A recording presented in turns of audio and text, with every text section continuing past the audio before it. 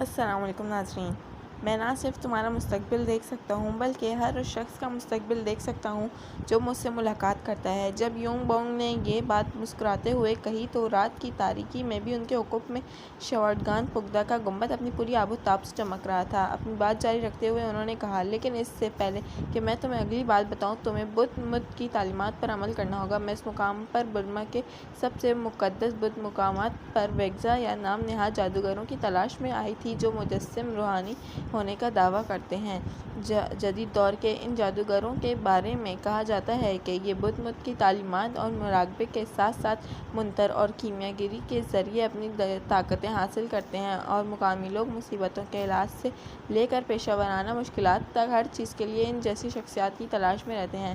میں سوچ رہی تھی کہ جو برما دنیا کے سامنے کھل رہا ہے، کیا اس قسم کی روایات مستقبل میں زندہ رہ سکتی ہیں؟ اس کا جواب یونگوں کے رکن اسمبلی نے نام نہ بتانے کی شرط پر یہ دیا کہ میرے لیے یہ تسلیم کرنا مشکل ہے کہ اس قسم کے لوگ آج بھی پائے جاتے ہیں، لیکن میں نے انہیں ایسے کام کرتے بہرحال دیکھا ہے جن کی وضاحت نہیں کی جا سکتی۔ میرا ٹیکسی ڈرائیور اس حوالے سے زیادہ کھل کے بات کر رہا تھا کیونکہ وہ ان لوگوں کو مانتا ہے اور ارتباط رکھتا ہے۔ کیوں نہیں، میں جادوگروں کو یقین کرتا ہوں۔ ایک بار ایسا ہوا کہ جب میں پوجا کر رہا تھا تو ایسی ہی شخصیات میری آنکھوں کے سامنے آ گئی اور انہوں نے بڑے اہم فیصلے کرنے میں میری مدد کی۔ حقیقت یہ ہے کہ ویگزا برمی معاشرے میں اتنے اہم ہیں کہ پورے ملک میں ایسے کئی خصوصی مزار ویگزا تزانگ میں موجود ہیں جہاں ان جادوگروں یا ویگزا کی پرستش کی جاتی ہے۔ ویگزا بننے کی خوشامد بدھ بھکشو ان خانقاہوں پر آ کر مراقبے کرتے ہیں اور بہت سے لوگ جادوئی مدد کے لیے بھی انہی مزاروں اور خانقاہوں کا رخ کرتے ہیں۔ یونگ بونگ نے میری ملاقات شوارٹگا گون کی خانقاہ پر ہوئی تھی۔ ان خانقاہ کا محل وقوع اتنا اہم اور عمارت اتنی بڑی ہے کہ ویگزاؤں کا ایک بڑا مرکز بن چکا ہے۔ یونگ بونگ نے مجھے بتایا کہ ان کی عمر 93 برس ہے اور 37 برس سے جادوگر بننے کی تربیت حاصل کر رہے ہیں۔ جادوگر بننے کے لیے آپ کو گوتم بدھ کے اخلاقی اصولوں پر عمل کرتے ہوئے ایک خاص قسم کا مراقبہ کرنا پڑتا ہے۔ ایسا کرنے سے ویگزاؤں کے ہاتھ میں بہت طاقت آ جاتی ہے۔ ہم میں سے کچھ لوگ تو ہوا میں اڑ بھی لیتے ہیں۔ اگرچہ یہ بات ناقابل یقین دکھائی دیتی ہے، لیکن یہ حقیقت ہے کہ برما میں بدھ مت اور جادو ٹونے کے درمیان ایک خاص تعلق کی تاریخ بہت پرانی ہے۔ ہانگ کانگ سٹی یونیورسٹی سے منسلک پروفیسر اور ویگزاؤں کے ماہر ڈاکٹر تھامس پیٹن کے مطابق اس بات کے امکانات بہت زیادہ ہیں کہ ویگزاؤں کی جڑیں 19ویں اور 20ویں صدی کے سامراجی دور سے ملتی ہیں، جب روایتی پیر اور بظاہر روحانی شخصیات مقامی لوگوں کا علاج اپنی روایتی انداز میں کرنے لگے، اور پھر سن 1985 میں برما میں بادشاہت کے خاتمے پر بھکشوں، راہبوں، بودا، جادوئی طاقت رکھنے والے بزرگوں اور روایتی حکیموں وغیرہ کے درمیان طاقت کی کشمکش شروع ہو گئی اور ہر کوئی لوگوں میں اپنا اپنا اثر و رسوخ اور دبدبہ قائم کرنے لگا۔ اس چیز نے برطانوی راج کے نمائندوں کو پریشان کر دیا، اس لیے برطانوی افواج کو ان گروہوں کے خلاف لڑنا پڑا جو اپنی جادوئی طاقت کے بھروسے بدھ مت کے تحفظ اور انگریزوں کو برما سے بے دخل کرنے کی مہم چلا رہے تھے۔ یہ واضح نہیں تھا کہ یہ موافق الفطرت طاقتیں کیا ہیں، تاہم یونگ بونگ نے اپنی زبردست صلاحیتوں کی کوئی تفصیلات پیش کرنے سے انکار کر دیا، لیکن انہوں نے یہ انکشاف ضرور کیا کہ وہ پورے برما میں آتے جاتے ہیں اور لوگ ان کے کرشموں کے بدلے انہیں کھانا دیتے ہیں۔ ایک ایسا شخص جو مکمل ویگزا کے درجے پر پہنچ جاتا ہے، اس کے بارے میں کہا جاتا ہے وہ لافانی ہو گیا۔ یہ وہ وقت ہوتا ہے جب وہ اپنے جسم سے آزاد ہو کر یا لوگوں کی نظروں سے غائب ہو کر اس زمین کو چھوڑ دیتا ہے، کائنات میں ایک ایسے صوفیانہ دائرے میں جا بستا ہے جہاں سے تمام جادوگر عام انسانوں پر نظر رکھتے ہیں۔ اس کی وضاحت سب سے بڑی خانقاہ کے ایک اور جادوگر یوٹن نیانگ نے کی، جن کا دعویٰ تھا کہ وہ بھی 90 برس کے ہیں، لیکن وہ 60 برس سے زیادہ کے نہیں لگتے تھے۔ میں آپ کو نہیں سکتا کہ میرے پاس کیا کچھ کرنے کی طاقت ہے، لیکن میں آپ کو بتا سکتا ہوں کہ میرا ہدف کیا ہے۔ بطور جادوگر ہم نجات کی تلاش میں ہیں، تاہم ہم مر نہیں سکتے کیونکہ ہم مستقبل کے بُدھا کے آنے کا انتظار کر رہے ہیں۔ پھر بھی ہمیں مرنے کی کوشش کرنی ہے تاکہ ہم اس دنیا کو چھوڑ کر آسمانی دائرے میں داخل ہو سکیں۔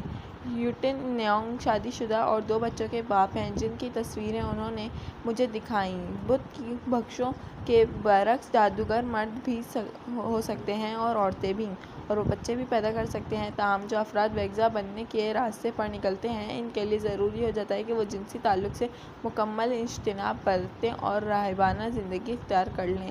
لوگ میرے پاس صحت یا ذاتی مسائل کے حل کے لیے آتے ہیں۔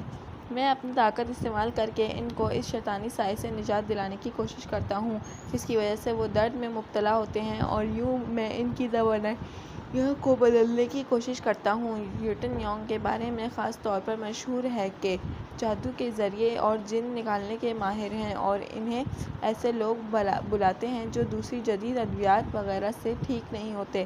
عام طور پر یوٹن نیونگ اور دیگر ویگزا مریض پر ایک جادوئی دائرہ کھینچ دیتے ہیں۔ سب سے زیادہ پراسرار جادوگر وہ ہوتے ہیں جو بڑی بوٹیاں اور کیمیائی مادے استعمال کرتے ہیں۔ یہ لوگ اپنی زندگیاں مختلف دھاتوں کو سونے میں بدلنے میں صرف کر دیتے ہیں، یا دھاتوں میں ایسی جادوئی چیز شامل کر دیتے ہیں جس سے وہ دھات اپنی مالک سے گفتگو کرنے لگتی ہے۔ اس قسم کے کیمیائی گیر جادوگر بہت کم ہی ہوتے ہیں، اور ان سے ملنے خاصا مشکل کام ہے۔ ایک فرانسیسی ماہر جس نے اپنا نام خفیہ رکھنے کو کہا نے مجھے بتایا کہ 2 عشرے پہلے کیسے وہ اس وقت شدید رہ گئے تھے کہ ان کا ٹکراؤ ایسے ہی کیمیائی گیر سے ہوا تھا۔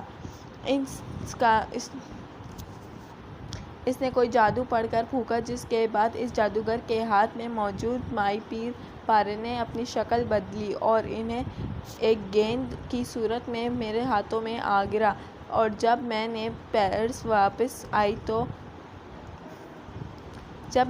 واپس آئی تو وہ پارا مجھ سے کھو گیا، اور پھر اگلے 4 برس تک میں اس جادوگر سے نہیں ملی، لیکن اس نے مجھے بالکل درست بتا دیا کہ وہ گیند مجھ سے کس آڈیٹوریم میں گم گیا تھا۔ اس کے بعد اس نے جادو کے ذریعے میرے بیگ میں پارے کا ایک نیا گیند پیدا کر دیا، حالانکہ میرے بیگ پر تالا لگا ہوا تھا۔ فرانسیسی خاتون نے مجھے وہ چمکدار گیند دکھاتے ہوئے کہا کہ میں آج تک اس چیز کو نہیں سمجھ سکی کہ یہ ہوا کیسے، حتیٰ کہ برما میں لوگ بعض اوقات میری کہانیوں پر شک کرتے ہیں۔